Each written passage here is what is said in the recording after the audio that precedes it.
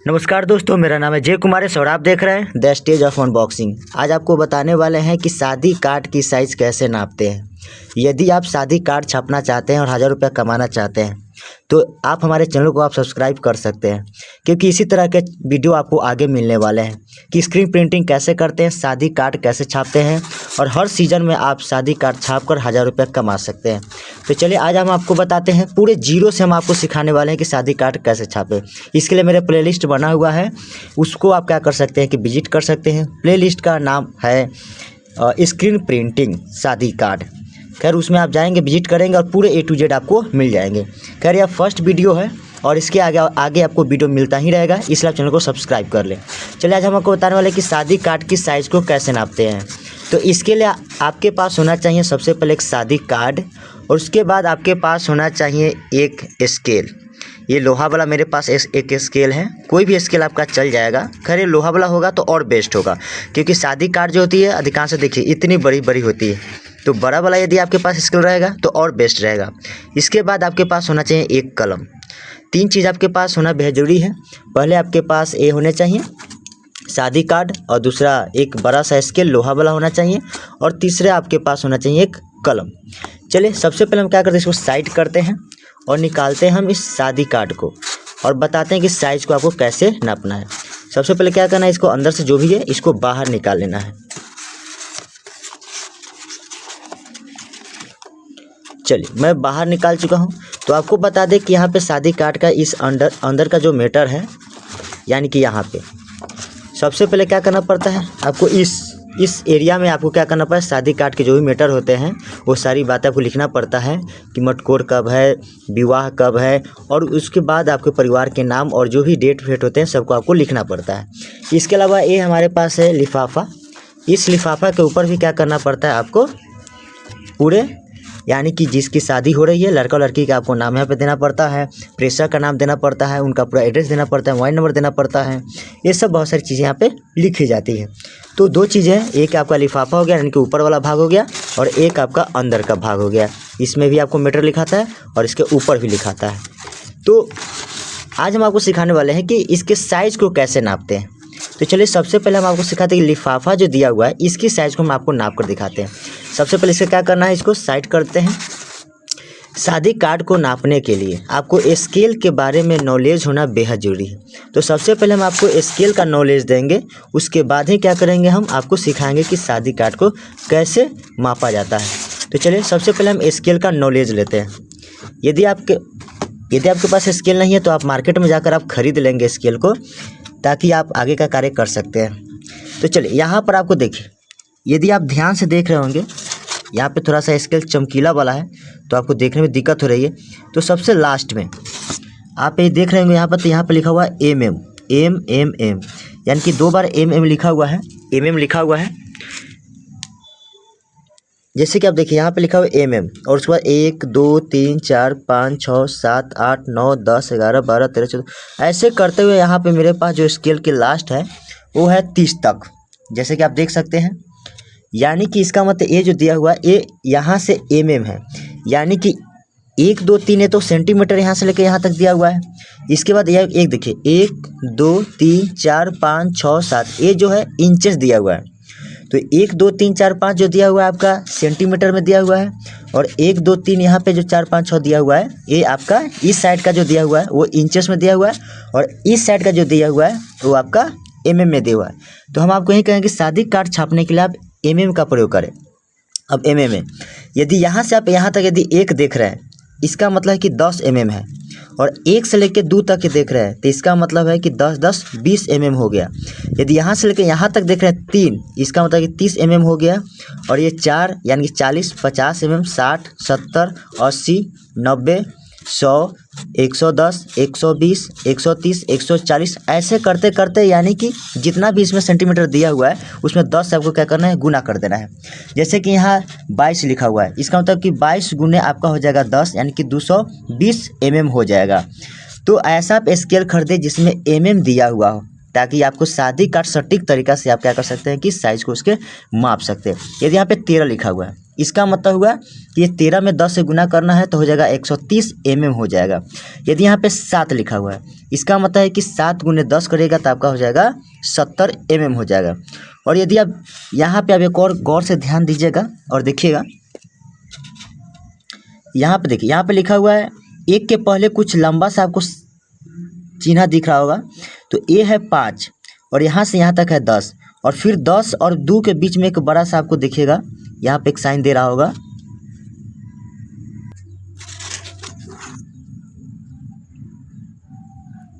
यहाँ पे देखिए, यदि आप देख रहे हो कि 1 और 2 के बीच में, आप देख रहे हैं कि यहाँ पे 1 और 2 के बीच में एक बड़ा सा लकीर दिया हुआ है, तो 1 और 2 के बीच में जो दिया हुआ है मतलब 1 से लेकर 2 तक जो है आपका 20 हो गया, और उसके बीच में जो दिया है उसका मतलब है कि 20 में से 5 घटा दीजिए, क्योंकि 1 से 2 के बीच की जो दूरी है वो 10-10 का है। फिर आप आगे देख रहे हैं 4 और 5, देखिएगा एक बीच में एक बड़ा सा लकीर दिया हुआ है, इसका मतलब कि 4.5 बोले तो यानी कि 4 का मतलब हो गया आपका 40 mm, और ये जो लकीर दिया हुआ है वो 5 mm है, और 4 से 5 के बीच की दूरी है 10, तो 10 में से आधा कर देंगे।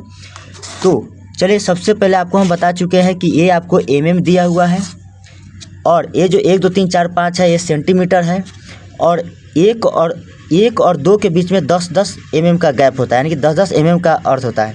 2 का मतलब हो गया 20 mm, 3 मतलब हो गया 30 mm, 4 मतलब हो गया 40 mm। चलिए हम आपको बताते हैं कि अब आगे आपको करना क्या है।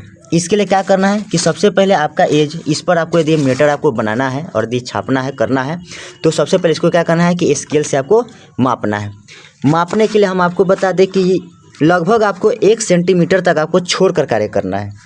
जैसे कि मान लेते हैं कि यहाँ पे ये जो लास्ट आपको दिख रहा होगा, ये लास्ट, और यहाँ पे ये लास्ट आपको दिख रहा है, इसमें क्या करना है कि 1 सेंटीमीटर आपको क्या करना है कि छोड़ देना है।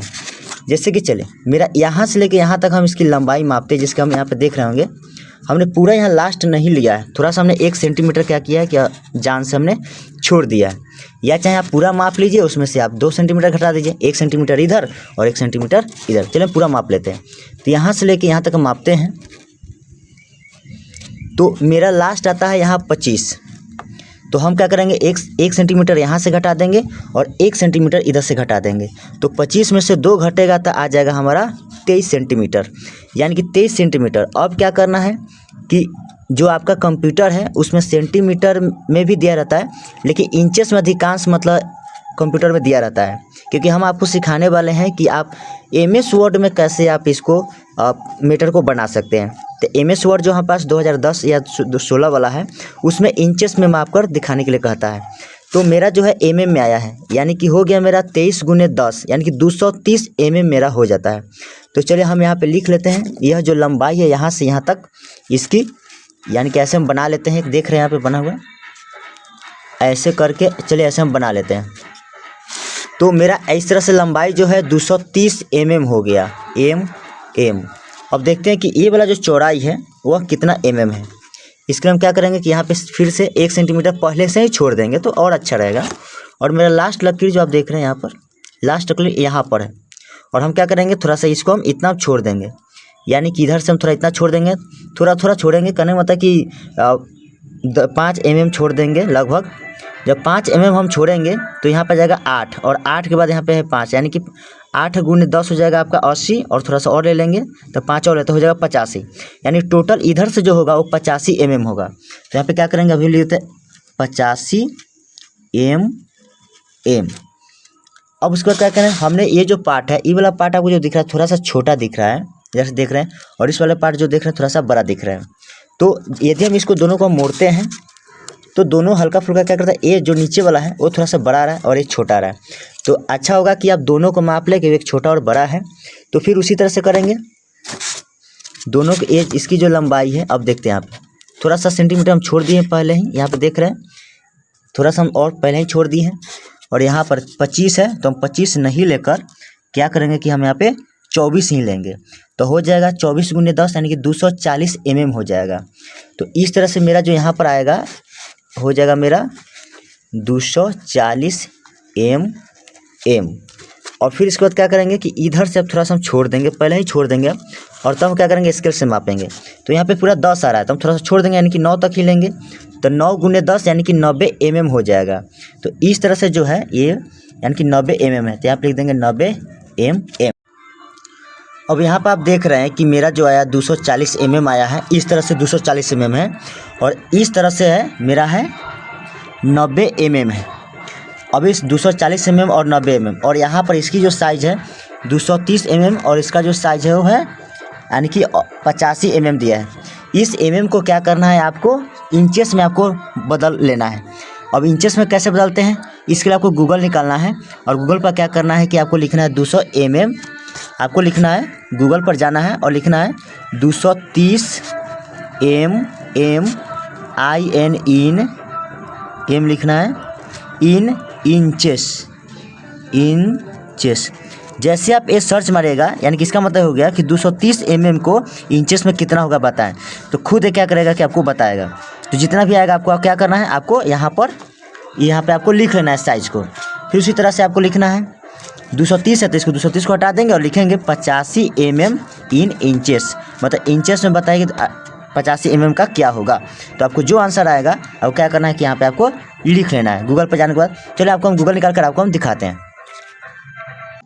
गूगल पर आने के बाद आपको क्या करना है कि लिखना है 230 mm इन इंचेस।